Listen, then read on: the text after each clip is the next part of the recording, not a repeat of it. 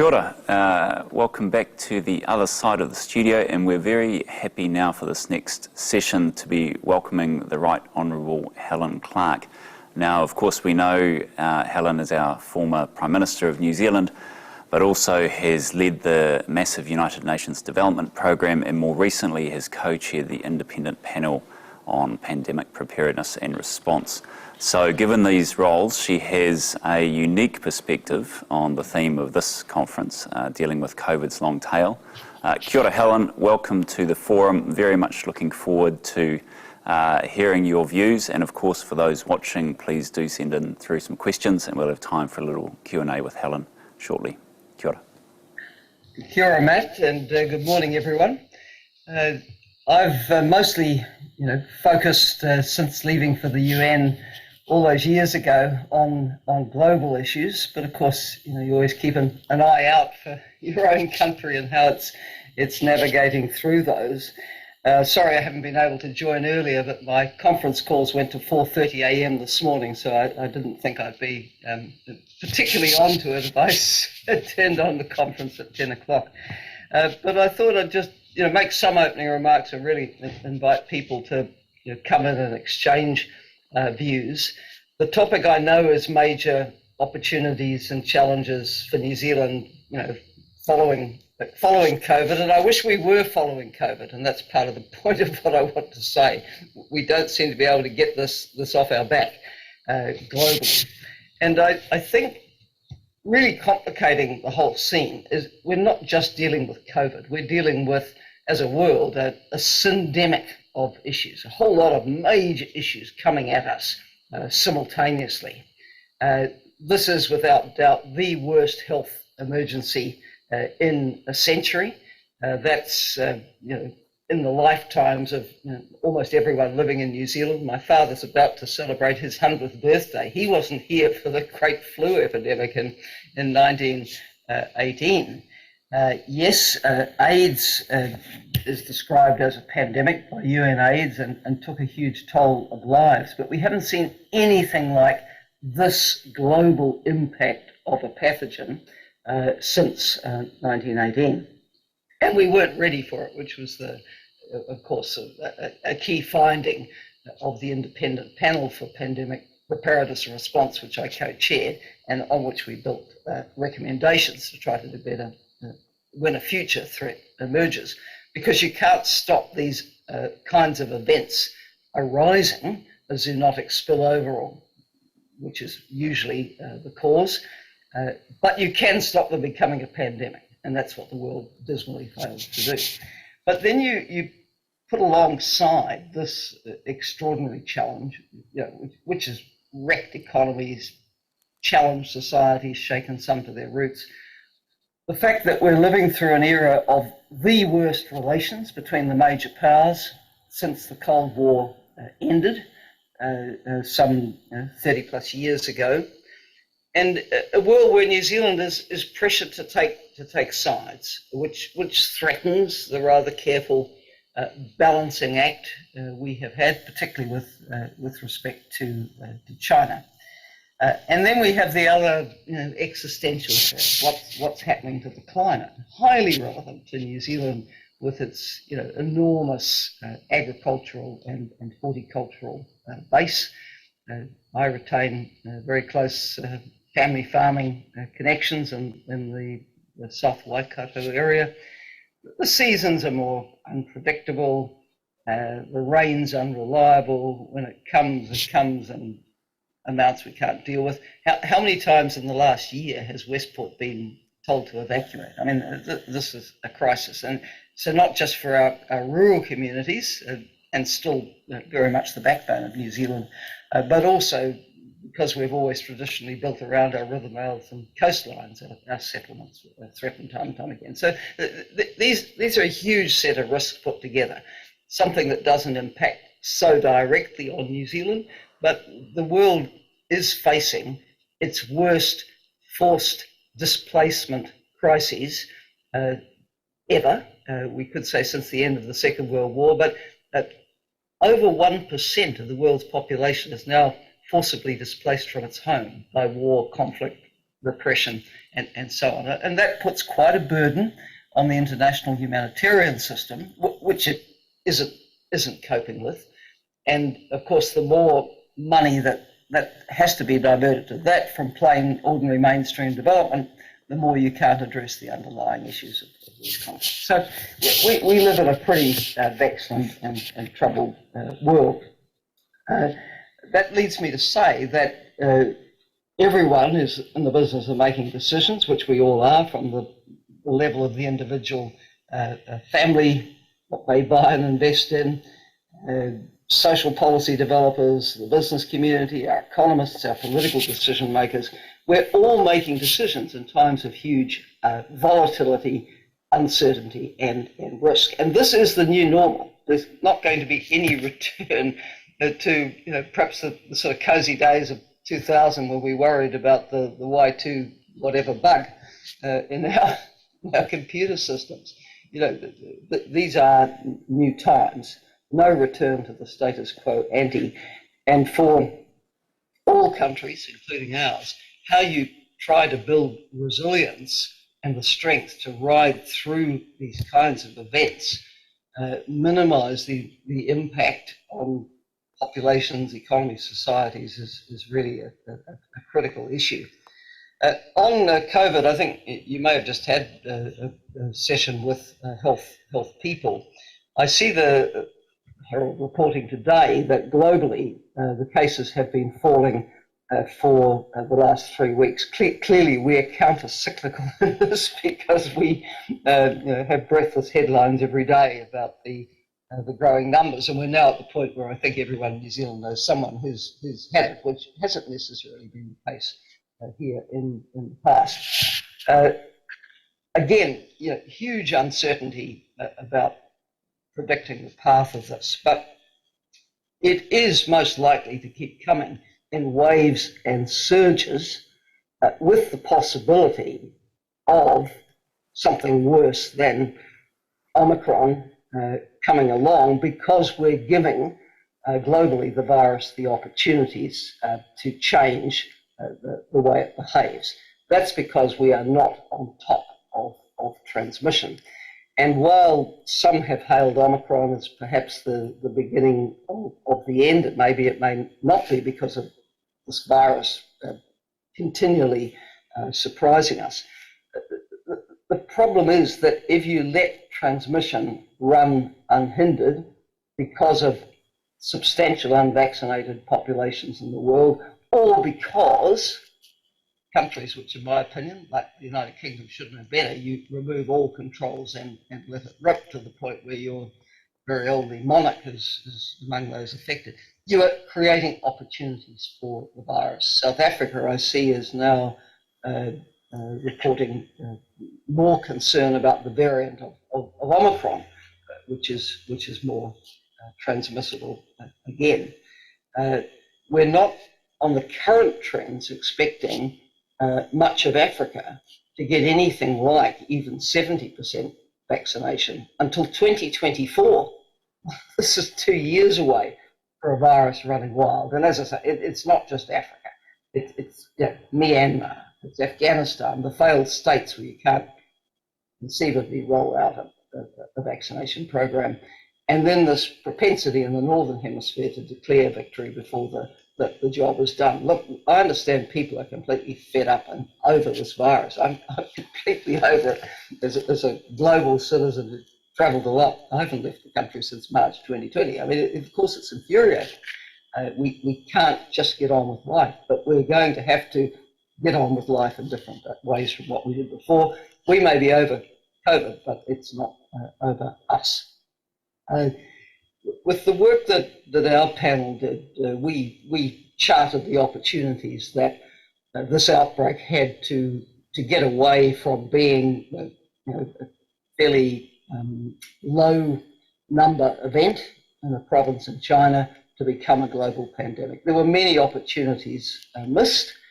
The WHO was underpowered to deal with the challenge, and it didn't have the degree of cooperation it needed from the source country. Notwithstanding that, and the fact that there were lost weeks in dealing with it in January 2020, I think February 2020 will also go down in the history books as the huge missed opportunity, because the world, despite having a declaration of a public health emergency of international concern from the World Health Organization, kind of sat back, thought, oh, well, it'll be SARS, it'll be Ebola, it won't affect us.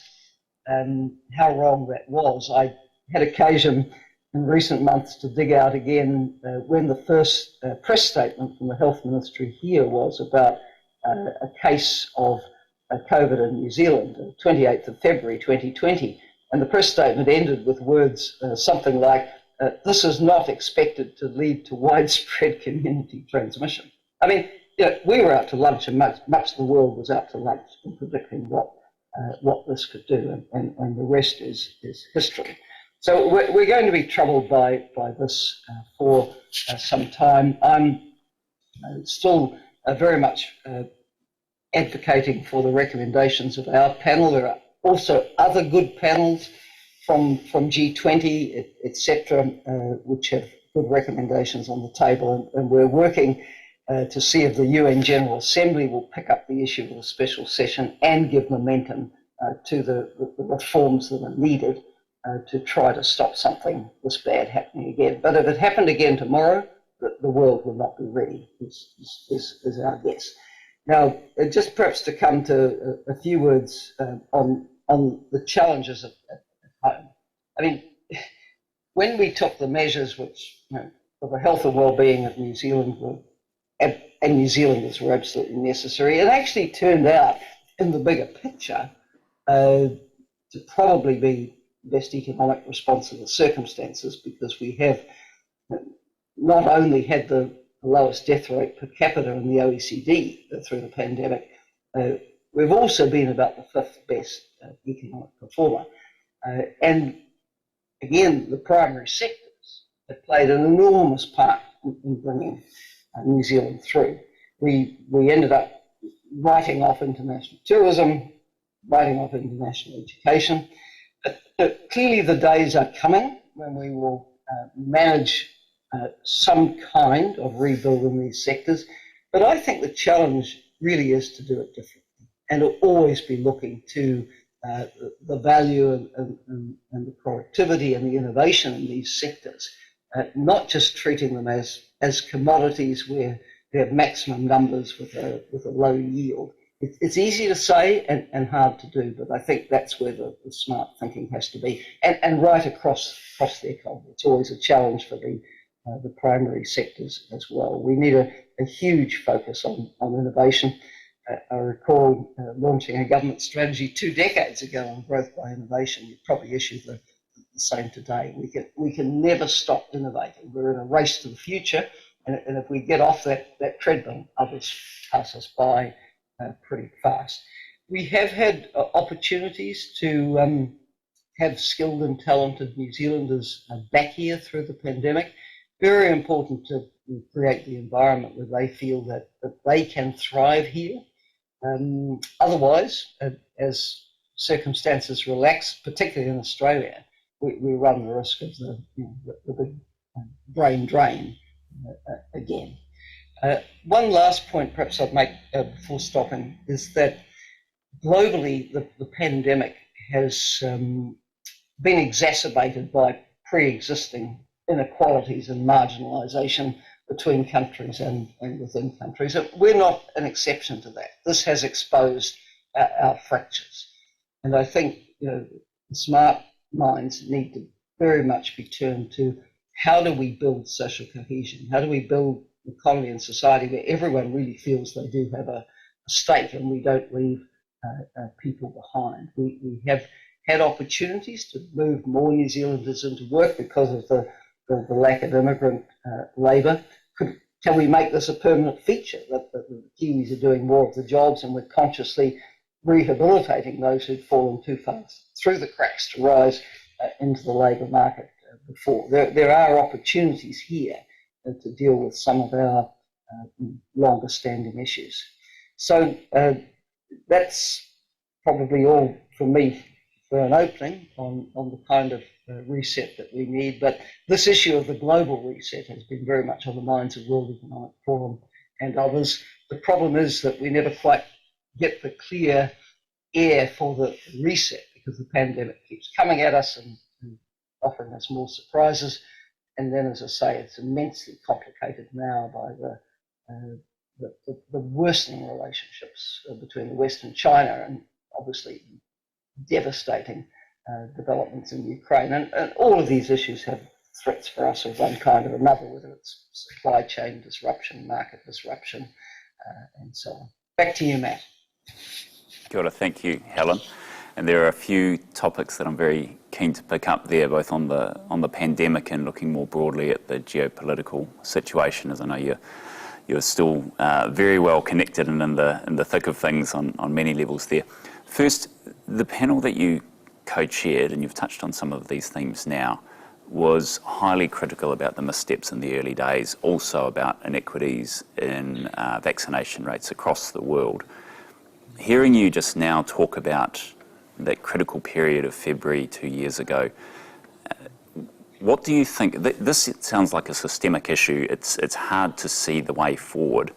What do you think has changed, or what have we learned that could prepare us? Because you'd have to say the money would be on not being another 100 years before an event of this size. We've got more people, we've got different interactions with animals, people are moving around the world, all of those things. What do you think we've learned and what needs to change? There's nothing to say that a zoonotic spillover event can't happen tomorrow, next week. You know, I mean, in a way, we've been lucky to dodge a bullet like this for a century. You know, what if SARS had come to us? What if Ebola had come to us? But this pathogen, respiratory pathogen, just took off when it wasn't contained at an early stage. Now, what we said was this: China was not transparent. And Jim McClay, Peter Gluckman, probably Alex Gillespie, Waikato, if he's on the line from law school, some very smart minds in New Zealand linked up offshore with what is needed by means of a new set of legal arrangements around pandemics. This will be hard because member states, you know, will stand on the pinhead of sovereignty. You know, you can't tell us what to do. But what the WHO needs is, when word of a pandemic threat emerges, it's got to get to the site immediately. Automatic access to visas and entry. This didn't happen. Quite a while before the WHO actually got to Wuhan. Also, there was not an official notification from the government of China. The WHO and its networks are scanning the social media chatter, the news networks globally, hour by hour, minute by minute, looking at where there is news of some event. And what was picked up from Wuhan at the very end of December 2019 was that the Wuhan health system issued a communication to its hospitals about a pneumonia of unknown provenance. That's what was picked up. And that's when the WHO, I think on the 1st of January 2020, picked up the phone to China, you know, radio silence. There was not proper information. They couldn't get access. Also, under the international health regulations, they couldn't publish the information that they had without the permission of the member states. They seemed to feel very constrained by the international health regulations about taking a precautionary approach. And what our panel said was, when a respiratory pathogen with pandemic potential is on the move, and there's a high likelihood of human-to-human transmission, which was denied for a while, you need to act in a precautionary fashion. Now, the International Health Regulations 2005 were drawn up as a response to SARS. The Director General of the time, Gro Harlem Brundtland, former Norwegian Prime Minister, says to us, if I had had to operate then under SARS, under the international health regulations you have today, I couldn't have done my job. That's pretty stunning, isn't it? Those regulations were supposed to be an improvement. Actually, they tied the WHO's hands even more. And before declaring a public health emergency of international concern, they have to tick so many boxes. They have to convene an emergency committee. The emergency committee is of experts from around the world. Clearly, some of these come from states where experts are not particularly free to run an independent view. The emergency committee, when called around the 22nd of January, refused to recommend that the international declaration be issued. So you lose another week while Dr. Tedros goes to China to persuade them, I need help here. I need to declare this emergency. All of this is nonsense. He needs access to the site. He needs to publish whatever information he's got. He's got to be able to act in a precautionary way, and he should have the authority of his own volition, backed by his internal expert processes, to declare a pandemic. That's how we lost the first month. Lack of cooperation and underpowered WHO. But as I said, February, when he issued the declaration, everyone sort of sat back and said, oh, kind of interesting what's happening in Wuhan. That's when it got away. So the big lesson, I think, to countries like ours is when a declaration like this is made, you wake up fast. Now, to the extent that we did act, we put the travel ban on China and then Iran, and then eventually it became the rest of the world for a long time. But at least we did that. Heaven knows what had happened if the 9 flights a day had kept coming into New Zealand right through February. That would have been disastrous. But we need change to the international health regulations. We probably need, and our panel recommended, an overarching new pandemic framework treaty, which sets out the obligations of member states to notify, to cooperate with the WHO. That isn't in practice at the moment. No, and it sounds incredibly challenging to get the change that from the outside looks so obviously needed. I'm going to shift gears a little bit, but obviously the pandemic affects every element of society and geopolitics at the moment. This week, look at a TV screen at your news app. There's a shadow over Europe. There's a lot of tension, obviously, around Ukraine. Things are happening by the day, by the hour. But pull the lens back a little bit, and from your time in leadership at the UN, from the longer perspective of the last few decades, there's a sense that the global order is changing. Some of those relationships between the superpowers and, in fact, the power balances are probably changing.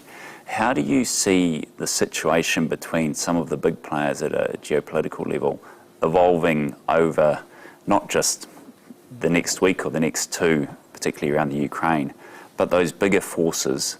How do you see those evolving over the next 5 years? Well, the Ukraine situation is catastrophic. I mean, bold prediction as things move by the day. I'm not yet convinced that President Putin's going to try a sort of total Anschluss, rolling the tanks right through Ukraine to Kiev. But he's created the ground, obviously with the annexation of Crimea 8 years ago, and he's in effect controlled those other two regions of Ukraine since 2014. These separatists are, they're his people. The Russian military have been in there one way or another. That is now explicit. So what he's doing is he's testing the boundaries. He's testing how much will the West do if I do this. And then, he's the sort of guy, if you give him an inch, he takes a mile.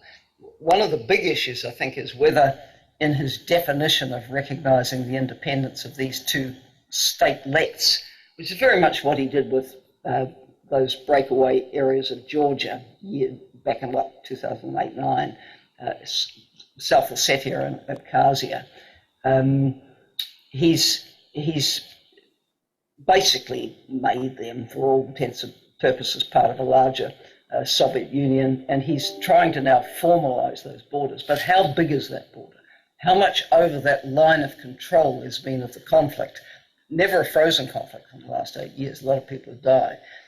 How far over that line will he go? That's what he's testing.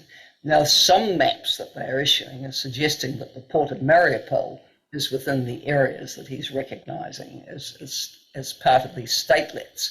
And the port of Mariupol is not currently under separatist control. So if there's a battle for Mariupol, this will be pretty shattering.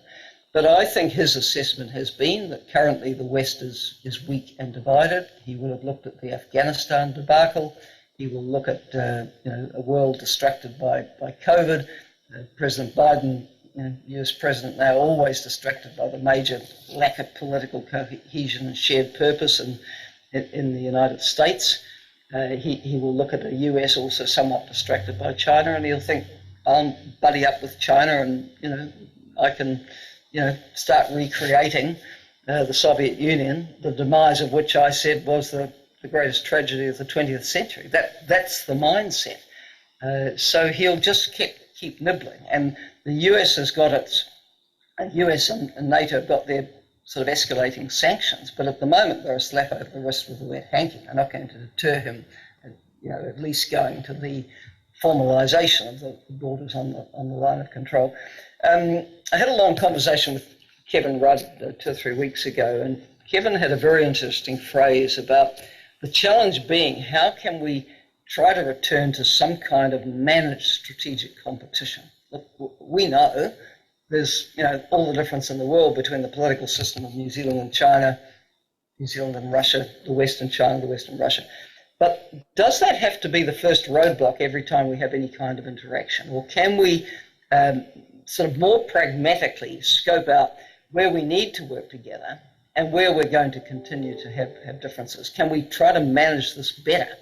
Actually, we managed it better during the Cold War when you come to think of it, but we've never really found the balance. Since then, China's been on the rise. Russia's felt that it's been on the decline and is trying to build itself up again. These are very challenging times. What I found really interesting was when there was the special meeting of the Security Council on Ukraine under Russia's chairmanship, because they have the chair this month. They didn't get support from a single member, not from any of the usual suspects, not from China. Chinese foreign minister is making statements about the sovereignty of Ukraine that need to be respected. So that they're kind of out on their own there, but I'm not sure that's any concern to President Putin. So in the heat of this crisis, it's hard to see how you get to sort of manage strategic competition with Russia in its present mood.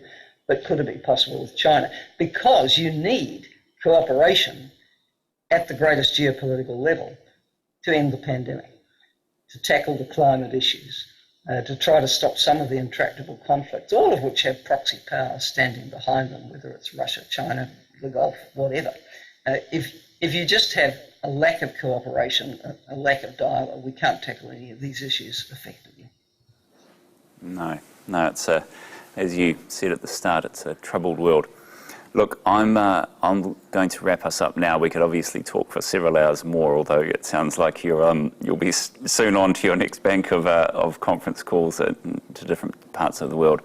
Helen, thank you for your time and thank you for your perspective. It's great to have the chance to connect, and I wish you well in your continuing work. There's a lot on your plate, obviously, so thank you for today. Kia ora.